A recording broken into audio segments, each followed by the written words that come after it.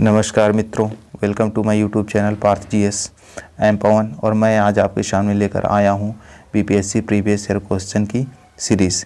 ये topic wise होगी और जिस टॉपिक का आज पहला वीडियो है वो है फिजिक्स, और इसी तरह आगे भी सभी सब्जेक्ट्स के वीडियोस मिलते रहेंगे। तो ज़रूरी है कि आप हमारे चैनल को सब्सक्राइब कर लें और बेल आइकन को प्रेस कर लें, सो दैट कि रियल टाइम में आपको अपडेट मिलती रहे।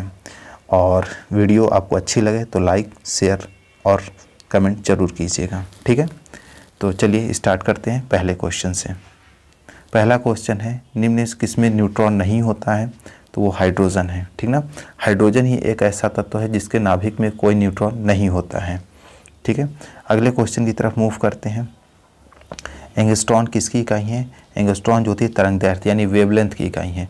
1 एंगस्ट्रॉन इज इक्वल टू होता है 10⁻⁻10 मीटर, ठीक है।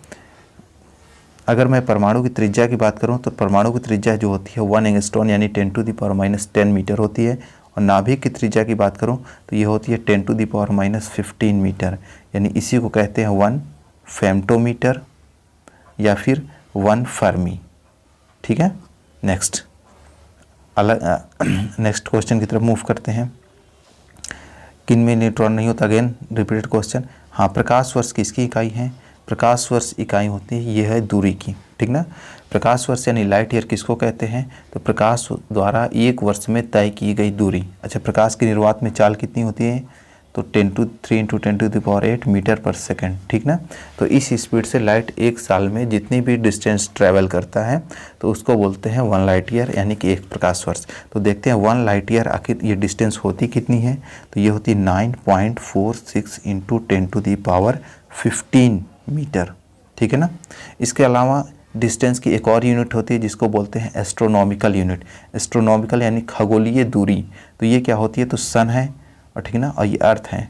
सन और अर्थ के बीच की जो एवरेज डिस्टेंस होती है ना, उसको बोला जाता है खगोलीय दूरी, और इसी के सापेक्ष में अन्य जो खगोलीय पिंड हैं उनकी डिस्टेंस को मेजर किया जाता है।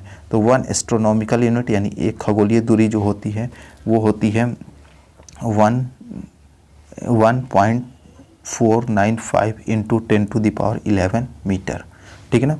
इसके अलावा जो खगोलीय पिंड होते हैं एक सबसे बड़ी दूरी की मात्रा यानी पार्सेक में मेजर की जाती है। तो 1 पार्सेक जो होती है वो हमारी होती है 3.08 × 10⁻16 मीटर, ठीक है। अगर मैं पार्सेक को लाइट ईयर के टर्म में करूं तो 1 पार्सेक इज इक्वल टू होता है 3.26 लाइट ईयर, ठीक है। तो चलिए आगे बढ़ते हैं। आवृत्ति को किस में मापा जाता है? तो आवृत्ति की मात्रक है हर्ट्ज। आवृत्ति बराबर होता क्या है? यानी frequency. Frequency is equal to होती है, यानी इसको n से रिप्रेजेंट करते हैं तो 1/t यानी 1 में आवर्तकाल, टाइम पीरियड। तो ये 1/सेकंड और ये प्रति सेकंड हो जाएगा, और यही प्रति सेकंड को हर्ट्ज कहते हैं, ठीक है ना। रेडियन एंगल की मेजरमेंट होती है, वाट शक्ति की, मीटर पर सेकंड वेग या स्पीड की, ठीक है ना। आगे बात करते हैं। घड़ी में प्रयोग होने वाले क्वार्ट्ज क्रिस्टल होते हैं, तो ये होते हैं silicon dioxide, okay. Next question, विद्युत शक्ति की इकाई क्या है? तो विद्युत शक्ति की इकाई वाट, ठीक ना। विद्युत शक्ति की इकाई क्या है? वाट, ठीक ना। शक्ति कोई भी हो उसकी इकाई क्या हो जाएगी? यानी कि यूनिट वाट हो जाएगी। वोल्ट क्या है? विद्युत विभव की होती है। एम्पियर विद्युत धारा की, और कूलाम विद्युत आवेश की, ठीक है। नेक्स्ट क्वेश्चन, दृश्य स्पेक्ट्रम के तरंगदैर्घ्य की सीमा क्या है? तो ये होती है 3900 to 7600 एंगस्ट्रॉन, ठीक है। नेक्स्ट क्वेश्चन, निम्नलिखित में से कौन सी अदिश राशि है? अदिश राशि की बात करें तो दाब अदिश राशि है, ठीक ना। बल, वेग, त्वरण ये सदिश राशि। अदिश राशि किसको कहते हैं? तो जिनमें केवल परिमाण होता है, दिशा नहीं होती, मतलब केवल मैग्नीट्यूड होता है, डायरेक्शन नहीं होती है, ठीक है ना। तो ये हमारी होती है स्केलर क्वांटिटी, और दूसरी तरफ होती है वेक्टर यानी कि सदिश राशियाँ, ठीक ना। तो सदिश राशि किसको कहते हैं? जिसमें मैग्नीट्यूड भी होता है और डायरेक्शन भी होती है। जैसे एग्जांपल की बात करूं तो विस्थापन, वेग, बल, विद्युत क्षेत्र, बलाघूर्ण इत्यादि। उसी तरह अदिश के भी एग्जांपल है, जैसे दूरी, समय, चाल, उसके बाद में और भी आयतन इत्यादि एग्जांपल ले सकते हैं, तो आप इसको देख लीजिएगा, ठीक है। नेक्स्ट आगे बढ़ते हैं। सौर विकिरण निम्न में से किस परास में दिखता है? तो ये हमारा दिखता है 400 to 700 नैनोमीटर में, ठीक है। नेक्स्ट क्वेश्चन, निम्न में से किस राशि का मात्रक नहीं है? तो मात्रक नहीं है यानी डायमेंशनलेस क्वांटिटी है, वो है विकृति, क्योंकि हमें पता है कि बल जो है उसका मात्रक क्या होता है? न्यूटन। दाब का मात्रक पास्कल, प्रतिबल का भी मात्रक पास्कल, और विकृति जो है इसकी कोई यूनिट नहीं होती है, ठीक है ना, क्योंकि विकृति इक्वल टू होती है डेल एल बाई एल, मैंने किसी भी चीज़ में विकृति अपॉन उसकी वो, तो इस तरह से ये डायमेंशनलेस क्वांटिटी हो जाती है, ठीक है। आगे बढ़ते हैं। आर्द्रता किस उपकरण से मापी जाती है? तो आर्द्रता मापी जाती है हाइग्रोमीटर से, ठीक है। ह्यूमिडिटी, लैक्टोमीटर से हम लोग मिल्क की प्योरिटी मेज़र करते हैं, पायरोमीटर से हाई टेम्परेचर मेज़र किया जाता है, और हाइड्रोमीटर से हम लोग रिलेटिव डेंसिटी यानी आपेक्षिक घनत्व मेज़र करते हैं। नेक्स्ट, अब यहाँ पर हमको करेक्ट स्टेटमेंट चूज करना है। तो पहला स्टेटमेंट, अच्छा लाल रंग, अच्छा ये पहले, इसके पहले हम देखते हैं स्पेक्ट्रम के कलर्स के बारे में। तो स्पेक्ट्रम के जो 7 तरह कलर्स होते हैं जिसका नोमिनिक्स क्या होता है? विब ग्योर, ठीक है ना। तो ये violet, indigo, blue, green, yellow, orange, red. जैसे जैसे हम वॉयलेट से रेड की तरफ मूव करते हैं तो हमारा वेवलेंथ यानी तरंगदैर्घ्य बढ़ता जाता है, ठीक है। और चलिए अब यही तरंगदैर्घ्य की सिर्फ बातें की गई, इसमें तो करते हैं। तो बोला लाल रंग का, लाल प्रकाश का तरंगदैर्घ्य बैगनी से कम होता है। नहीं, लाल का तो सबसे ज़्यादा है ना, तो ये गलत बात हो गई। सेकंड, लाल प्रकाश का तरंगदैर्घ्य बैगनी प्रकाश से ज़्यादा होता है, तो एकदम सही बात है ये, तो ये करेक्ट हो गया। लेकिन बीपीएससी में ई ऑप्शन होता है तो हमको सभी ऑप्शन को पढ़ना जरूरी है। तो चलिए आगे बढ़ते हैं। बैगनी प्रकाश का तरंगदैर्घ्य हरे से ज़्यादा होता है, बैगनी का तो सबसे कम होता है, तो ये हम गलत हो गया। और बैगनी का तरंगदैर्घ्य पीले से जाता है तो यह भी गलत बात, तो इसका ऑप्शन बी हो जाएगा, ठीक है। नेक्स्ट, दाब की इकाई क्या है? तो दाब की इकाई होती है न्यूटन वर्ग मीटर। चलिए देखते हैं, दाब बराबर होता क्या है? तो बल और बटा में क्षेत्रफल। बल की ऐसा यूनिट न्यूटन और क्षेत्रफल की मीटर स्क्वायर, तो इस तरह होता है न्यूटन पर मीटर स्क्वायर, और इसी न्यूटन पर मीटर स्क्वायर को ही पास्कल कहते हैं, ठीक है ना। तो दाब की इकाई क्या होती है? या तो पास्कल या न्यूटन प्रति वर्ग मीटर, ठीक है। नेक्स्ट क्वेश्चन, दिन में पानी पर साबुन की फिल्म दिखाई देती है तो यह सुंदर रंग दिखाती है, इस घटना का कारण क्या है? तो इस घटना का कारण है प्रकाश का व्यतिकरण, यानी कि polarization of light, sorry interference of light, ठीक है ना। इसके अलावा प्रकाश का अपवर्तन जो है, ये जब प्रकाश एक माध्यम से दूसरे माध्यम में जाती है तो उस घटना को क्या कहते हैं? प्रकाश का अपवर्तन कहते हैं, ठीक है ना, यानी कि रिफ्रैक्शन ऑफ लाइट। तो इसके एग्जांपल्स है जैसे कि तारों का टिमटिमाना, पानी से भरी बाल्टी में पानी का तल ऊपर दिखाई देना, ठीक है, इत्यादि। उसी तरह प्रकाश का विवर्तन जो होता है, प्रकाश का विवर्तन क्या होता है? तो प्रकाश के किसी औरत के किनारे से जो मुड़ने की घटना होती है उसको प्रकाश का विवर्तन कहते हैं, ठीक है। इसके अलावा होती है एक प्रकाश का प्रकीर्णन यानी स्कैटरिंग। वो क्या होता है कि किसी धूलकण से टकराकर प्रकाश के चारों दिशाओं में मतलब छितराने या फैलने की घटना को प्रकाश का प्रकीर्णन कहते हैं, ठीक है ना। इस घटना के प्रकाश के प्रकीर्णन के कारण जो क्षितिज सूर्यास्त या सूर्योदय के समय जो क्षितिज यानी हॉरिजन जो रेड दिखाई देता है, लाल दिखाई देता है, तो प्रकाश का प्रकीर्णन है। या आसमान का नीला दिखाई देना प्रकाश के प्रकीर्णन के कारण, ठीक है। चलिए आगे बढ़ते हैं। नेक्स्ट, एक परमाणु के केंद्र का धनावेशित हिस्सा कहलाता है। चलिए पहले समझते हैं कि ये परमाणु हो गया, परमाणु का ये नाभिक हो गया जिसको ये केंद्र इसमें बोल रहा है। नाभिक में होते हैं प्रोटॉन प्लस न्यूट्रॉन। प्रोटॉन जो होता है वो पॉजिटिव चार्ज होता है और इसके चारों तरफ इलेक्ट्रॉन जो होते हैं, इलेक्ट्रॉन वो नेगेटिव चार्ज होते हैं। तो प्रोटॉन केवल नाभिक में होता है और न्यूट्रॉन जो होते हैं वो न्यूट्रल पार्टिकल होते हैं, यानी कि उदासीन कण होते हैं, इनमें कोई चार्ज नहीं होता है। तो सारे के सारे प्रोटॉन नाभिक में होते हैं। इस तरह कह सकते हैं कि जो धनावेशित हिस्सा होता है वो प्रोटॉन ही होता है, ठीक ना, और वो नाभिक में होता है। और चूँकि द्रव्यमान संख्या क्या होती है, तो प्रोटॉन प्लस न्यूट्रॉनों की संख्या। तो इस तरह हम कह सकते हैं किसी भी परमाणु का संपूर्ण द्रव्यमान जो होता है उसके नाभिक में केंद्रित होता है, ठीक है। आगे बढ़ते हैं। नेक्स्ट, 2G स्पेक्ट्रम में अक्षर G किस शब्द के लिए प्रयुक्त है? तो यह है जेनरेशन के लिए, ठीक है। नेक्स्ट, एक ठोस के सीधे गैस में परिवर्तित होने को क्या कहते हैं? तो वो कहते हैं ऊर्ध्वपातन यानी सब्लिमेशन, ठीक है ना। जैसे जितने भी पदार्थ, अधिकांश पदार्थ जो होते हैं अगर ठोस होते हैं उनको गर्म करोगे तो पहले लिक्विड में कन्वर्ट होगा, फिर उसके बाद गैस में होगा। लेकिन ये जो पदार्थ जो होते हैं, ठीक ना, जो सब्लिमेशन की प्रॉपर्टी शो करते हैं। तो ये क्या करती है, ये लिक्विड में ना कन्वर्ट होकर गर्म करने पर डायरेक्ट गैस में कन्वर्ट हो जाते हैं, ठीक है ना। तो इस फिनोमिना को कहते हैं ऊर्ध्वपातन यानी सब्लिमेशन। तो जैसे कि अगर मैं बात करूँ कैम्फर यानी कपूर, कपूर को जब आप गर्म करोगे तो ये डायरेक्ट गैस में कन्वर्ट हो जाएगा, ठीक ना। दूसरा होता है नेफ्थेलिन। नेफ्थेलिन की गोलियां आपने देखी होगी, जो बक्से में डाला जाता है कपड़ों को जैसे कीट वगैरह से बचाने के लिए, तो वो होता है, ठीक है। आगे नेक्स्ट बढ़ते हैं। रडार का आविष्कारक कौन था? तो रडार का आविष्कारक था रॉबर्ट वाटसन, ठीक है। नेक्स्ट, वह ताप जिस पर ठोस, द्रव और गैसीय अवस्थाएं एक साथ रह सकती हैं उसको कहते हैं त्रिक बिंदु यानी ट्रिपल पॉइंट, ठीक है ना। तो यानी कि जल का यानी वाटर का ट्रिपल पॉइंट क्या होता है? 0 डिग्री सेल्सियस। दैट मीन्स कि 0 डिग्री सेल्सियस पर वाटर ठोस यानी बर्फ़ की अवस्था में भी रह सकता है, द्रव यानी पानी की अवस्था में, और गैस यानी कि वेपर यानी वाष्प की अवस्था में भी रह सकता है। तो इस तरह वाटर का अगर आपसे ट्रिपल पॉइंट पूछा जाए त्रिक बिंदु, तो वो 0 डिग्री सेल्सियस होता है। आगे बढ़ते हैं। गार्ड पार्टिकल की खोज किसने की थी? ये क्या है? तो ये हिग्स बोसॉन पार्टिकल है, ठीक है। नेक्स्ट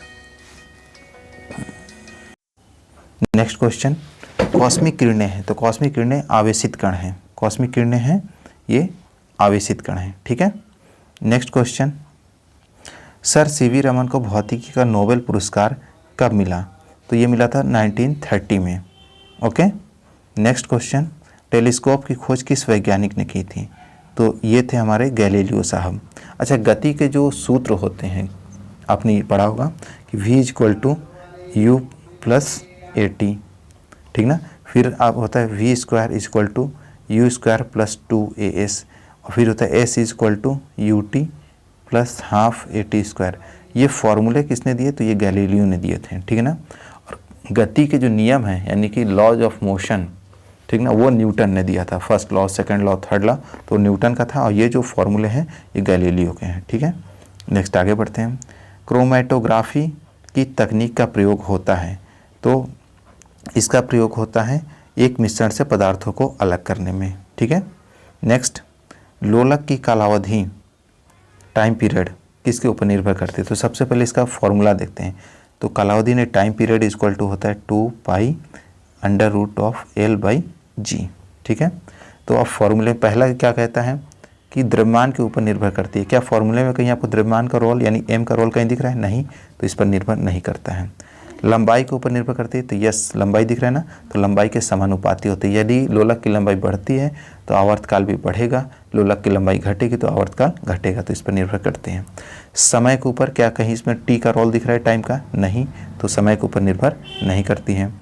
तापक्रम के ऊपर देखिए, अगर मैं डायरेक्टली नहीं इनडायरेक्टली बात करूँ, अगर क्या होगा कि ताप बढ़ाएंगे तो लोलक की लंबाई जो होगी वो एक्सपेंशन होगा तो बढ़ सकती है। और जब जाड़े के दिनों में बात करें तो ठंडी के कारण क्या होता है कि उसमें थोड़ा कॉन्ट्रैक्शन होगा यानी सिकुड़ सकती है, इस तरह लंबाई थोड़ी सी डिफरेंस हो सकती है।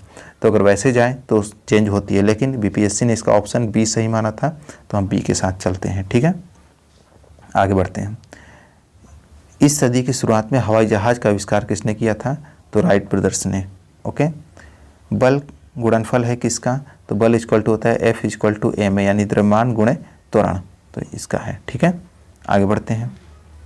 1 माइक्रोन बराबर होता है, तो 1 माइक्रोन होता है 1/1000 मिलीमीटर। देखिए यह मिलीमीटर दिया है। अच्छा, एक्चुअली में 1 माइक्रोन इक्वल टू होता क्या है? अगर बात करें तो 10⁻⁻6 मीटर होता है, लेकिन यह मीटर ना देकर मिलीमीटर दिया, और हमें पता है कि 1 मीटर में इतना 1000 मिलीमीटर होता है, ठीक ना। तो उसके हिसाब उसको कन्वर्ट करें तो फिर 1/1000 मिलीमीटर हो जाएगा, ठीक है। चलिए अगले क्वेश्चन की तरफ मूव करते हैं। 40 डिग्री सेल्सियस का मान फ़ारेनहाइट स्केल में कितना होगा?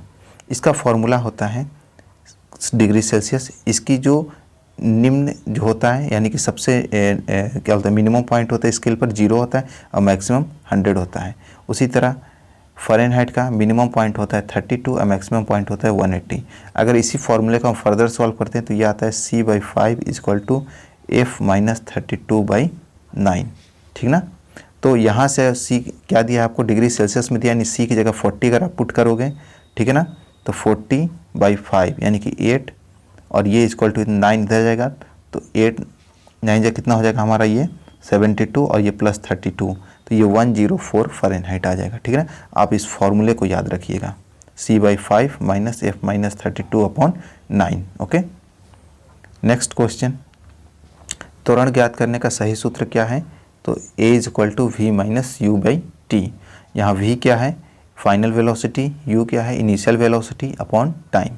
इसका SI मात्रक जो होता है वो क्या होता है? मीटर/सेकंड², और ये जो है एक वेक्टर क्वांटिटी यानी कि सदिश राशि है। नेक्स्ट, पदार्थ के संवेग और वेग के अनुपात में कौन सी भौतिक राशि प्राप्त होगी? अच्छा, देखते हैं संवेग बराबर होता है क्या? P = द्रव्यमान गुणे वेग। अनुपात किसका लेना है हमको? वेग का। तो एक से डिवाइड करेंगे तो क्या मिलेगा हमको? द्रव्यमान, यानी ये हो जाएगा। ठीक ना, संवेग जो है वो एक सदिश राशि है। ओके, नेक्स्ट, वायु में ध्वनि तरंग होती है, ये होती है अनुदैर्ध्य। ठीक ना, अच्छा, ध्वनि तरंग की गति कितनी होती है वायु में? तो 332 मीटर/सेकंड। ठीक है, नेक्स्ट, 1 पिकोग्राम बराबर होता है 10⁻⁻12 ग्राम के। अच्छा, देखते हैं 1 पिकोमीटर क्या होता है? 1 पिकोमीटर होता है 10⁻12 मीटर। याद रखिएगा, अगर यही इसका वेट मेजर करना हो, अगर मान लीजिए किसी का मास मेजर करना हो तो यहाँ पर ग्राम आ जाएगा एंड सो ऑन। इसी तरह कुछ और इंपॉर्टेंट वाले देख लेते हैं, जैसे 1 नैनोमीटर 10⁻⁹ मीटर, 1 माइक्रोमीटर, माइक्रोमीटर होता है 10⁻6 मीटर। ठीक है, 1 फेम्टोमीटर 10⁻15 मीटर, या 1 फर्मी। ठीक है, तो इस तरह से ये 3-4 पूछता है, कंठस्थ कर लीजिएगा। नेक्स्ट क्वेश्चन, रेत और नैफ्थलीन के मिश्रण को किसके द्वारा पृथक किया जा सकता है? तो मैंने अभी आपको कुछ देर पहले बताया था कि नैफ्थलीन जो होती है वो सब्लिमेशन की प्रॉपर्टी शो करती है, यानी कि ऊर्ध्वपातन का गुण प्रदर्शित करती है। तो जब रेत और नैफ्थलीन मिला, सिंपल से आप उसको गर्म कर दो तो नैफ्थलीन जो हो जाएगी वो गैस में कन्वर्ट हो जाएगी, रेत आपके सामने बचेगी, इस तरह दोनों अलग हो जाएगी। तो क्या हो जाएगा इसका ऑप्शन? ऊर्ध्वपातन यानी सब्लिमेशन। नेक्स्ट, हाँ, ये क्वेश्चन कंसेप्चुअल है थोड़ा।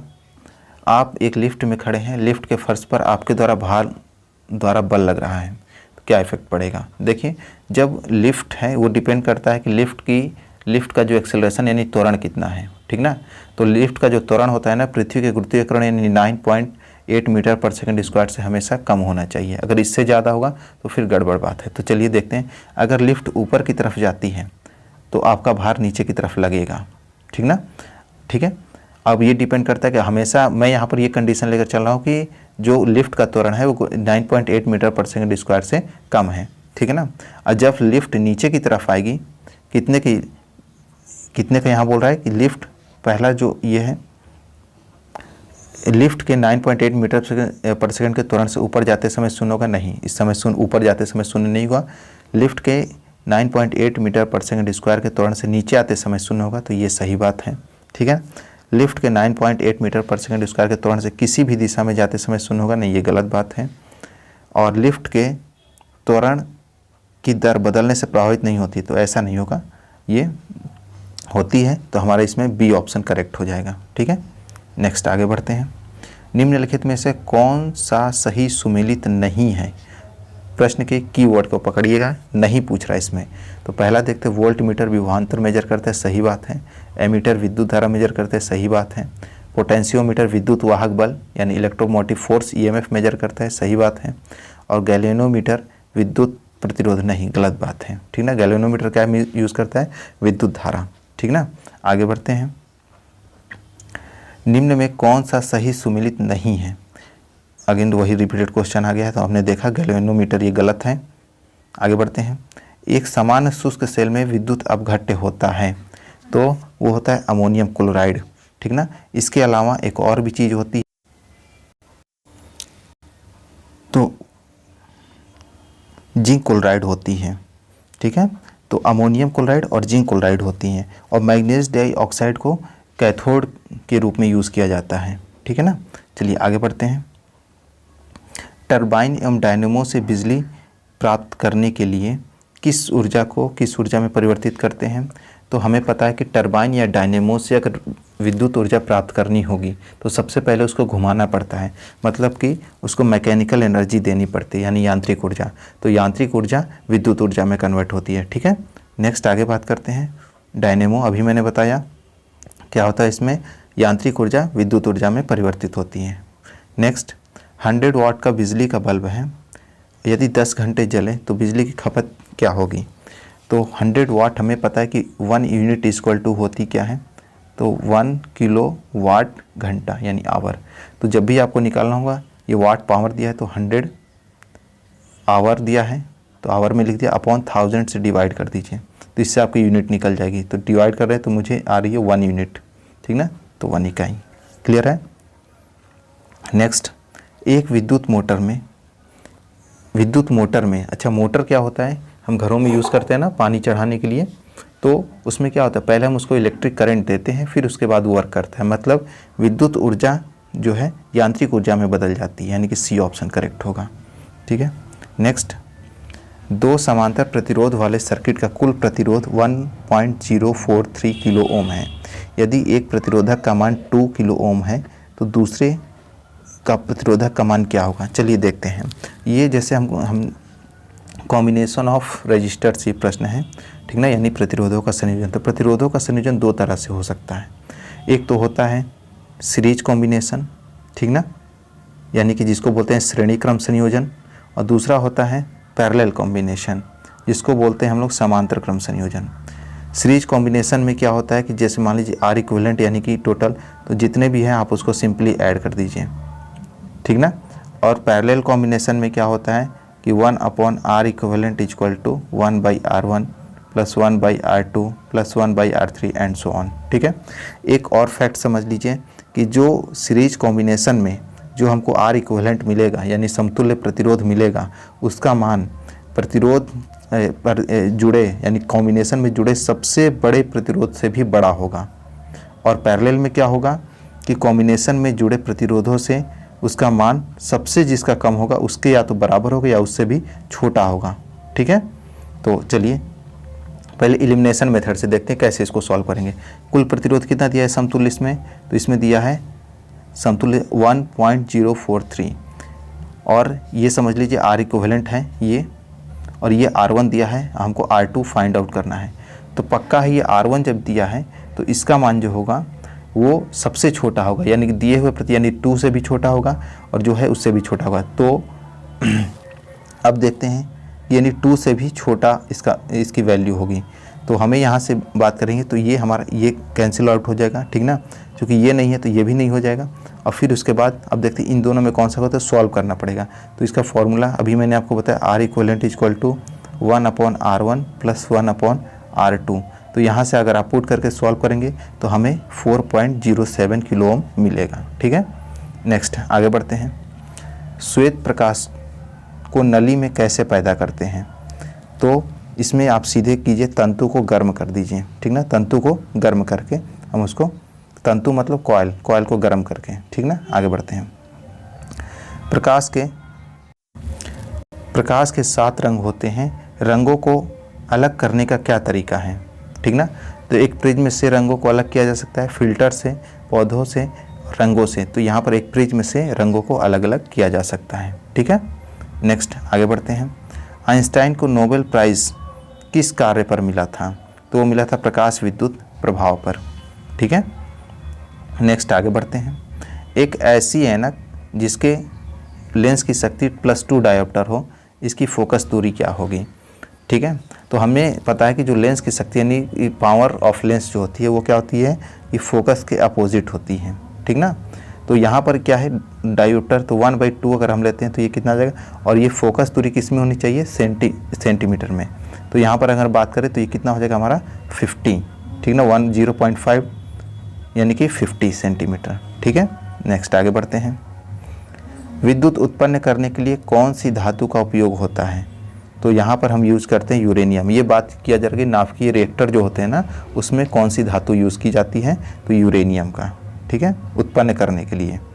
आगे बढ़ते हैं। कमरे को ठंडा किया जा सकता है कैसे, पानी के बहने से, रसोई गैस से, बर्फ़ को पिघलाने से, या संपीड़ित गैस को छोड़ने से। तो यहाँ पर संपीड़ित गैस को छोड़ने से, ठीक है ना। चुंबकीय सुई किस तरफ संकेत करती है, तो हमेशा उत्तर दक्षिण की तरफ, तो बोलेंगे इसमें उत्तर। ठीक है ना। नेक्स्ट, निम्न में से कौन सा ऊष्मा का सबसे अधिक सुचालक होता है?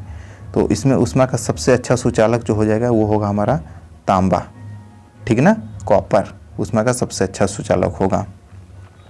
चलिए नेक्स्ट क्वेश्चन है, ठंडक के दिनों में लोहे के गुटकों और लकड़ी के गुटकों को प्रातःकाल छुएं तो लोहे का गुटका ठंडा लगता है, क्योंकि लोहे के गुटके का ताप लकड़ी के गुटके से कम होता है। नहीं, लकड़ी की तुलना में लोहा ऊष्मा का अच्छा चालक होता है, सही बात है। लकड़ी की तुलना में लोहा खराब चालक है, गलत बात है। लोहे का गुटका लकड़ी से भारी नहीं, बी, ठीक है। आगे बढ़ते हैं, अति चालक के क्या लक्षण हैं? तो अति चालक के जो लक्षण होता है शून्य पारगम्यता, ठीक है ना। अति चालक का सबसे अच्छा जो लक्षण होता है वो होता है शून्य पारगम्यता। ओके, अच्छा, एक पहले प्रश्न में मैंने आपको गलत बता दिया, थोड़ा उसका करेक्ट कर लीजिएगा। ये वाला क्वेश्चन, इसमें ऊष्मा का सबसे अधिक जो कुचालक पूछा था, मेरे दिमाग में सुचालक आ गया था, ठीक है ना।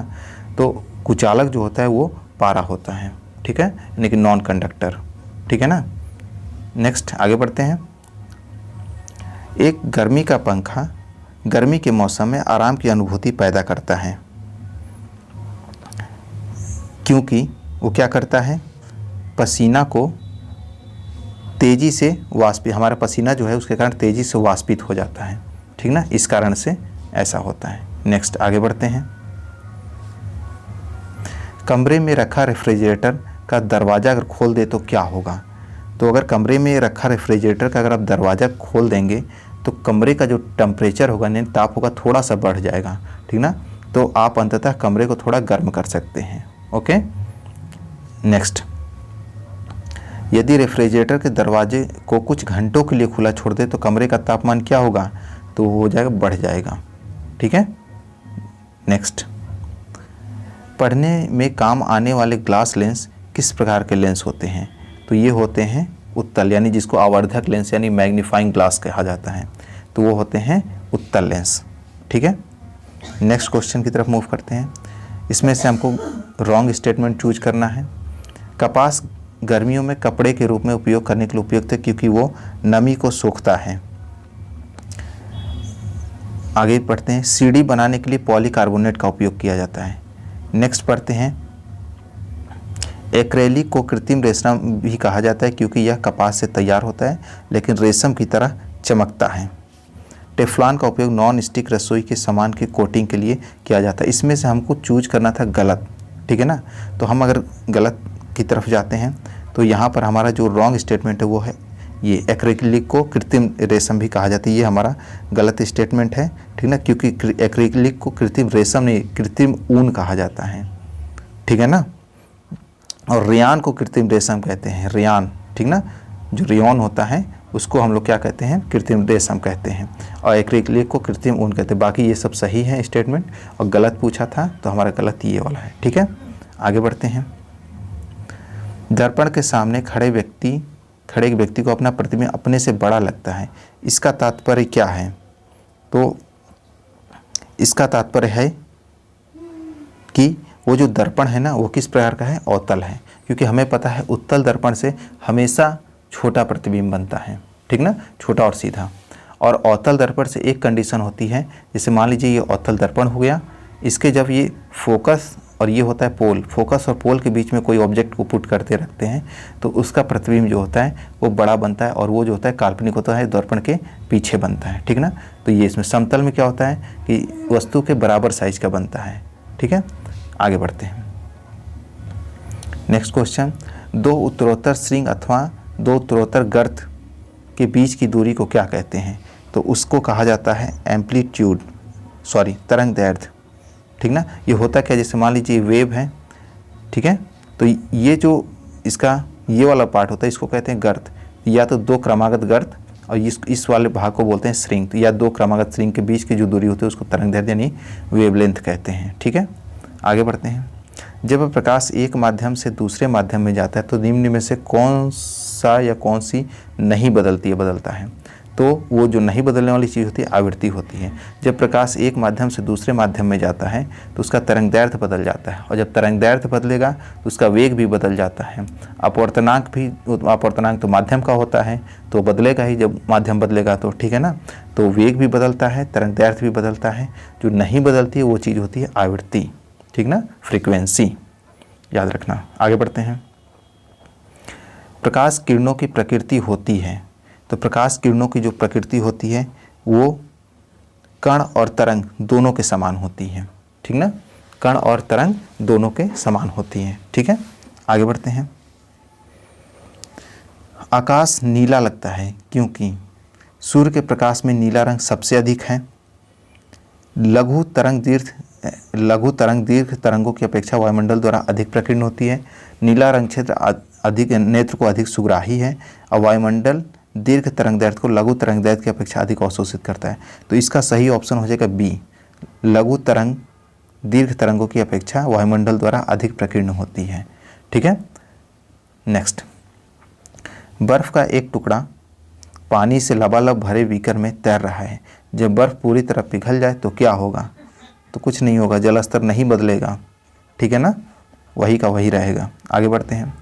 रात के समय खुले आकाश में तारों को टिमटिमाने किससे समझा जा सकता है? तो अभी कुछ देर पहले मैंने आपको बताया था कि वो कौन सी घटना होती है, तो वो होती है प्रकाश का अपवर्तन, ठीक है, यानी कि रिफ्रैक्शन ऑफ लाइट। नेक्स्ट, वर्षा की बूंदें गोलाकार आकृति का कारण क्या है? तो वो पृष्ठ तनाव, क्योंकि कोई भी जो ये बूंद जो होती है अपना क्षेत्रफल जो होती है ना, पृष्ठ क्षेत्रफल न्यूनतम करना चाहती है पृष्ठ तनाव कारण, और न्यूनतम और दी गई सभी आकृतियों में सबसे न्यूनतम पृष्ठीय क्षेत्रफल गोला का होता है। इसी कारण बूंदें जो होती हैं वो गोलाकार होती हैं, ठीक ना, पृष्ठ तनाव के कारण। नेक्स्ट, पानी का घनत्व अधिकतम होता है, तो अधिकतम घनत्व होता है 4 डिग्री सेल्सियस पर। जैसे एक्चुअली में देखिए, इसको समझिए कि पानी होता क्या है। जब पानी किसी भी चीज़ को अगर हम जब गर्म करते हैं तो गर्म करने पर जनरली क्या होता है कि उसका जो आयतन होता है वो बढ़ता है, ठीक ना, आयतन बढ़ेगा मतलब घनत्व घटेगा। लेकिन पानी के केस में कुछ अलग होता है। इसमें क्या होता है कि जब हम 0 से हम पानी को गर्म करते हैं तो 4 डिग्री सेल्सियस तक इसका आयतन बढ़ने के बजाय घटता है, यानी पानी जो है सिकुड़ता है। और जब 4 डिग्री से फर्दर ज़्यादा अगर हम गर्म करते हैं तब इसका आयतन बढ़ना शुरू हो जाता है, यानी कि 4 डिग्री सेल्सियस पर पानी का आयतन जो होता है वो सबसे कम होता है, इसके विपरीत इसका घनत्व सबसे ज़्यादा होता है, ठीक है। तो ये पानी का, इसको वाटर का एबनॉर्मल बिहेवियर भी कहते हैं, ठीक ना, असामान्य व्यवहार। क्लियर होगी बात? तो पानी का घनत्व जो होता है वो न्यूनतम होता है 4 डिग्री सेल्सियस पर, या इसके उल्टा पूछा जाए पानी का आयतन जो होता है वो कब न्यूनतम होता है, तो वो होता है 4 डिग्री सेल्सियस पर, ठीक है। नेक्स्ट, सबसे ज़्यादा श्यानता होती है। श्यानता सबसे ज़्यादा किसकी? जो सबसे ज़्यादा गाढ़ा होगा वो सबसे ज़्यादा श्यान होगा, यानी विस्कस होगा। तो इन सब में सबसे ज़्यादा गाढ़ा क्या दिख रहा है आपको? शहद की, ठीक ना। श्यानता को किस में मेजर किया जाता है? डेकापॉइज में। नेक्स्ट, 50 डिग्री सेल्सियस का मान फ़ारेनहाइट स्केल में। अभी मैंने कुछ देर पहले आपको फॉर्मूला बताया था, क्या? C/5 = F - 32/9। तो यहाँ डिग्री सेल्सियस दिया है तो C की जगह 50 रखिए, बाई 5 = F - 32/9। इसको सॉल्व करेंगे तो ये 10 आ जाएगा, 90 इधर चला जाएगा, और 90 और प्लस 30 = क्या हो जाएगा? 122 डिग्री फ़ारेनहाइट, ठीक है। महासागर में ऊंची लहरें कैसे आती हैं? तो ये आती है चंद्रमा के गुरुत्वाकर्षण से, ठीक है। आगे बढ़ते हैं। सूर्य पर ऊर्जा का निर्माण होता है, तो होता है नाभिकीय संलयन के द्वारा। नाभिकीय संलयन में क्या होता है? बस कि ये समझिए 2 कण मिलकर एक बड़े कण का निर्माण करते हैं, ठीक है ना। तो ये होता है नाभिकीय संलयन द्वारा। नेक्स्ट आते हैं, प्रथम भारतीय उपग्रह आर्यभट्ट कब छोड़ा गया था? तो इसकी डेट थी 19 अप्रैल 1975, ठीक है। नेक्स्ट क्वेश्चन की तरफ आते हैं। प्रेशर कुकर में खाना जल्दी पक जाता है क्योंकि उच्च दाब के कारण पानी निम्न तापमान पर उबलने लगता है। सेकंड ऑप्शन है उच्च दाब के कारण पानी उच्च ताप पर उबलने लगता है। कम दाब, थर्ड ऑप्शन है कम दाब के कारण पानी कम तापमान पर उबलने लगता है। और डी ऑप्शन है निम्न दाब के कारण पानी उच्च तापमान पर उबलने लगता है। तो यहाँ हमारा बी ऑप्शन करेक्ट होगा कि दाब जब उच्च होगा, ठीक ना, तो उसके कारण पानी जो होता है उच्चतम तापमान पर उबलने लगता है। तो ये हमारा इसमें बी ऑप्शन करेक्ट हो जाएगा। नेक्स्ट आते हैं, वर्ष दीर्घतम होता है, यानी कि किस पर जो वर्ष होगा, यानी कि वर्ष क्या होता है, अगर मान लीजिए सन है, सन के चारों तरफ जो प्लैनेट्स यानी ग्रह होते हैं वो चक्कर लगाते हैं, जो ग्रह जितने दिनों में एक चक्कर पूरा कर लेगा वो उसका एक साल कहा जाता है। जैसे हमारी पृथ्वी है वो सूर्य का चक्कर कितने 365 दिन 6 घंटे में पूरा करती है, तो इसका एक साल का ये समय होता है, ठीक है ना। तो अगर बात करें तो सबसे ज़्यादा दीर्घतम किसका होता है, तो होता है प्लूटो का, ये प्लूटो का, ठीक ना, सबसे, क्योंकि ये इसका लगभग एक साल जो होता है वो 248 पृथ्वी के वर्ष के बराबर होता है। मतलब ये जितना हमारी पृथ्वी पर 248 साल होगा ना, तब वो जाकर प्लूटो एक चक्कर लगाएगा, ठीक है। आगे बढ़ते हैं, विद्युत चुंबकीय तरंगों का वेग होता है। तो देखिए कोई भी तरंगे अगर आ जाएंगी तो उनका वेग जो होगा वो प्रकाश के वेग के बराबर यानी 3 × 10⁸ मीटर पर सेकंड ही होगा, ठीक है। नेक्स्ट क्वेश्चन, सूर्य का प्रकाश धरती की सतह के पहुंचने में लगने वाला समय कितना होता है, तो लगभग दिया है वो कितना है 8.5 मिनट, यानी जनरली होता है 8 मिनट 20 सेकंड, ठीक ना। तो ये अगर बात करें तो 8.33 मिनट होगा, तो चूंकि यहाँ लगभग दिया है तो आप 8.5 मिनट के साथ जा सकते हैं, ठीक है। आगे बढ़ते हैं, निम्न में से कौन सी धातु अर्धचालक के रूप में ट्रांजिस्टर में प्रयोग होती है, तो ये है जर्मेनियम, ठीक ना, जर्मेनियम अर्धचालक के रूप में प्रयोग होती है। नेक्स्ट आगे बढ़ते हैं,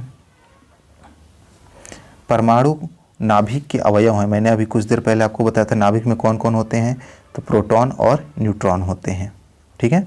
आगे बढ़ते हैं, सौरमंडल का सबसे बड़ा ग्रह है, तो सबसे बड़ा ग्रह कौन है, जुपिटर यानी बृहस्पति सबसे बड़ा ग्रह है, okay.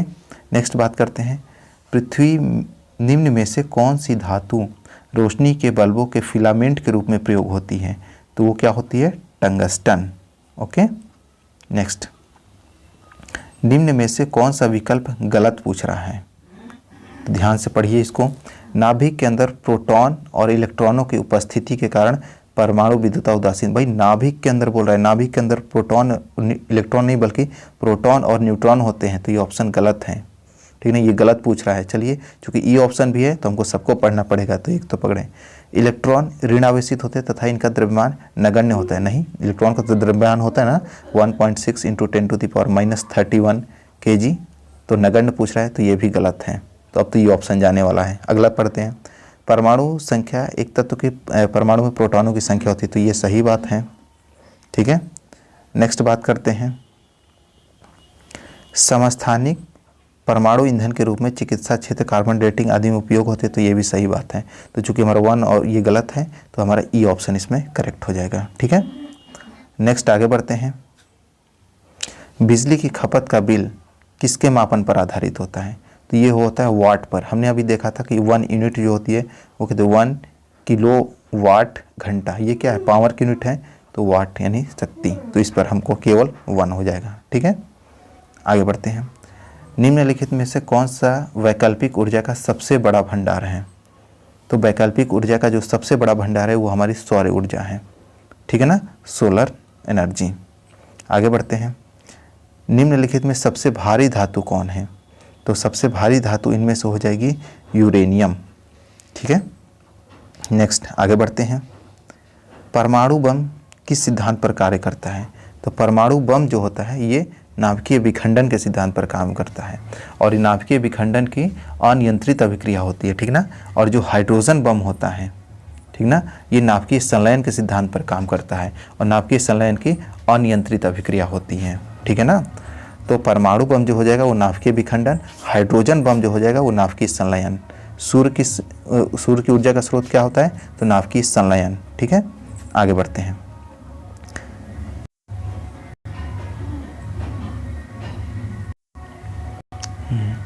Next question, INSAT 2A कब छोड़ा गया था, तो ये 10 जुलाई 1992 को छोड़ा गया था, ठीक है। नेक्स्ट क्वेश्चन, हाइड्रोजन बम किसके सिद्धांत पर आधारित है, अभी मैंने आपको बताया अनियंत्रित संलयन प्रतिक्रिया, ठीक है ना। अनियंत्रित संलयन प्रतिक्रिया मतलब एक बार आपने उसको छोड़ दिया तो आप वो कंट्रोल नहीं कर पाओगे, ठीक है ना। तो ये हो जाएगा। नेक्स्ट आते हैं, वायु में कौन सी नोबेल गैस नहीं होती है। नोबेल गैस नहीं पूछ रहा है, तो नोबेल गैस हीलियम है, नियॉन है, आर्गन है, क्रिप्टॉन, जेनॉन, रेडॉन, ये सब नोबेल गैस होती हैं। तो यहाँ पर ये रेडॉन नोबेल गैस नहीं, अच्छा रेडॉन नहीं है, हीलियम। तो नोबेल गैस होती कौन सी, तो जो पीरियोडिक टेबल में जो 18वें ग्रुप में होती हैं, ठीक ना, उनको नोबेल गैस या अक्रिय गैस कहते हैं। ये कौन कौन सी होती है, helium, neon, argon, krypton, xenon और रेडॉन भी होती हैं, ठीक ना। लेकिन वायु में पूछा रहा, सॉरी, वायु में कौन सी नहीं होती, तो वायु में रेडॉन नहीं होती, बाकी सब वायु में पाई जाती हैं लेकिन रेडॉन नहीं पाई जाती हैं। ये क्वेश्चन, ठीक है ना। आगे बढ़ते हैं, नेक्स्ट क्वेश्चन की तरफ मूव करते हैं।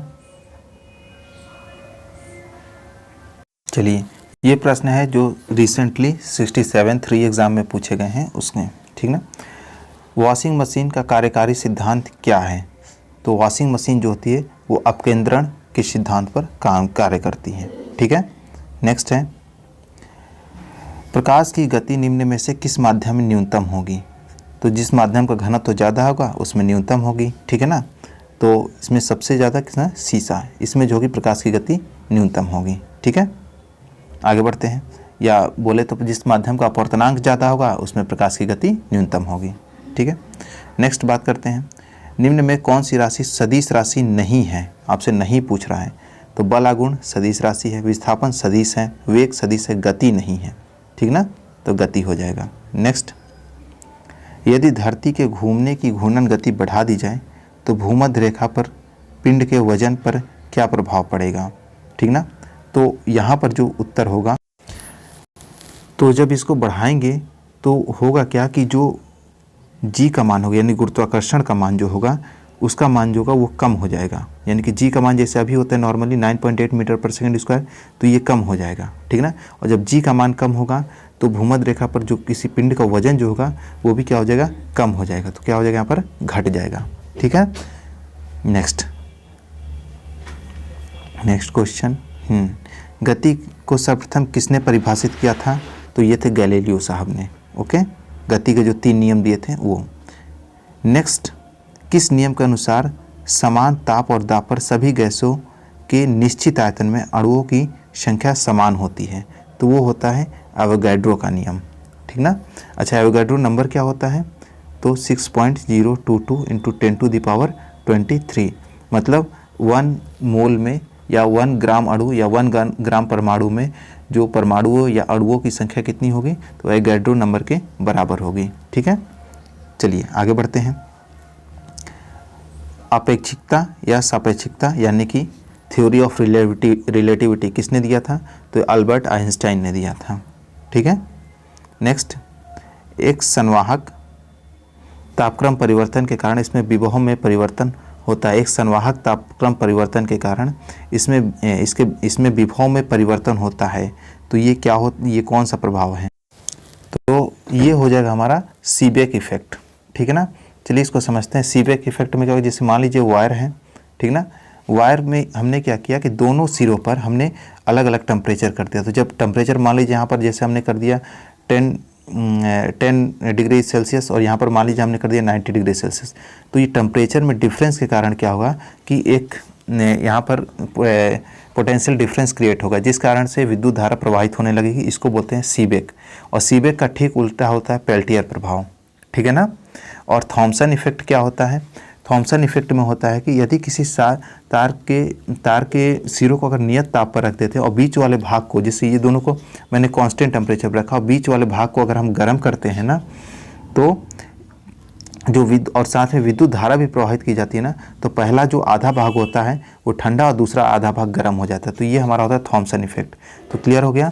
सीबेक क्या है, जो सीबेक इफेक्ट ये है कि अगर किसी तार के सिरों का अगर हम टेम्परेचर अलग अलग रखते हैं, ठीक है ना, तो इसके कारण क्या होता है कि एक विद्युत धारा प्रवाहित होने लगती है, जिसको सीबेक इफेक्ट कहते हैं। पेल्टियर क्या होता है, इसका उल्टा होता है।